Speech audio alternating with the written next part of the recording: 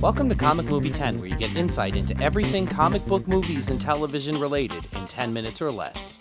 I'm Joe Kane. And I'm Dan Kane. No relation. Hey, don't forget to subscribe and share and keep up with us at hecklerkane.com. On today's episode, what we're going to be doing is we're going to be ripping apart movies. We just decided that the worst movies out there deserve a top 5 list. So we're looking at all of the superhero movies that we've had in the past, and we're saying what was garbage, basically. There's a ton of them out there, and we started sifting through, and we have really taken some time to narrow down what it is that made them horrible. Well, we figured, there's a lot of movies that we say are bad that come out today. Yeah, sure. But some of them are in comparison to what else is out, okay? Yeah. Right. So we'll give, one movie, we'll say, oh, that was horrible, but it's because we're looking at some other great ones and it doesn't compare. Sure. So what we did was really delve into what was really, really bad.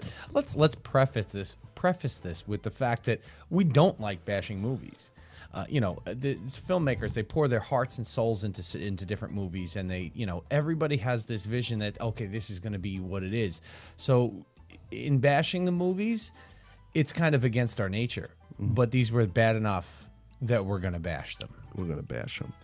So number 5 on our list, we're going to do a countdown from 5 to 1. 5 to 1. So number 5 on our list, Superman 3. Superman 3. That was pretty bad. I remember him fighting himself. Yep. At one point. Well, you had what was probably one of the most iconic villains of all time, Lex Luthor, in the series for the first and the second Superman. And then they made a third Superman, and they got Richard Pryor as the villain. Right, which didn't strike me as a villain. Yeah, not so much. I wanted to like him during the movie too. Maybe it's because I like Richard Pryor. Well, that's part of it. But it was just awful. Well, at that point, removing Gene Hackman from the series kind of gave it a big downfall immediately. Right. Absolutely. And it didn't have the storyline of the first two. No, not at all. The first one is classic. Absolutely classic. Yeah. For what it is, it's different from what films are today. But in 1978, it was absolutely extraordinary. It doesn't have all the CGI, and it doesn't have all of the graphics and everything. But the story held up, and the emotional ties that you had to the story held up. Yes. You hit number 3, and it was just a downfall. It was just bad. Moving along, the number 4 on our list, the Hulk. The Eric Bana Hulk from 2003. Yeah. I tried to watch that film probably 5 times before I actually got through it.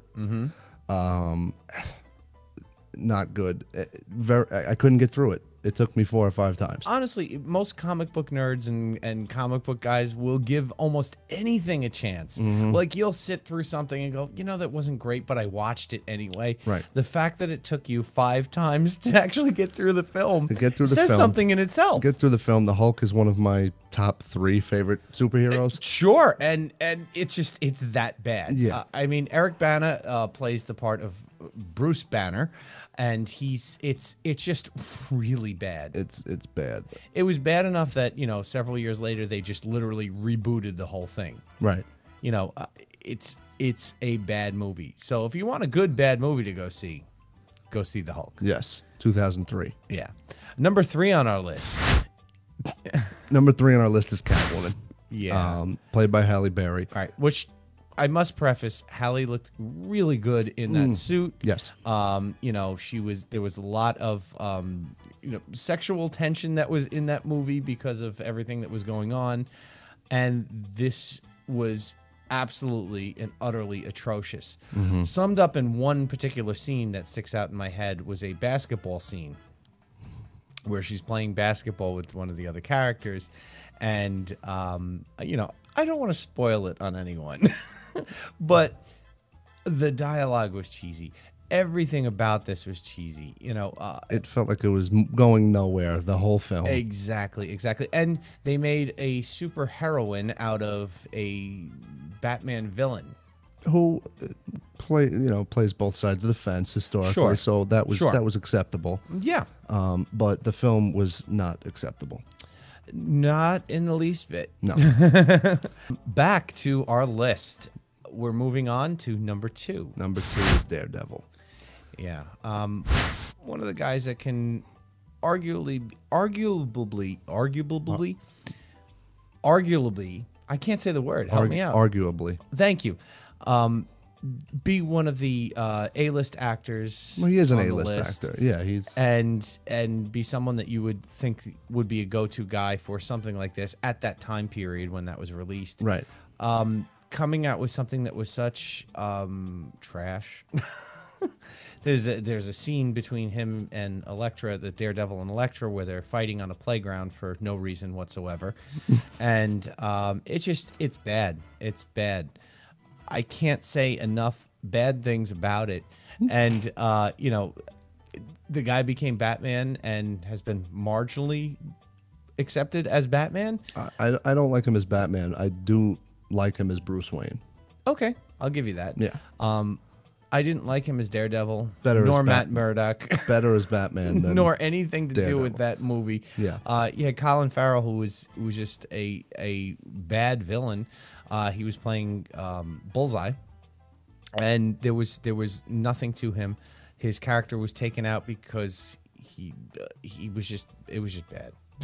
Just everything about it was bad.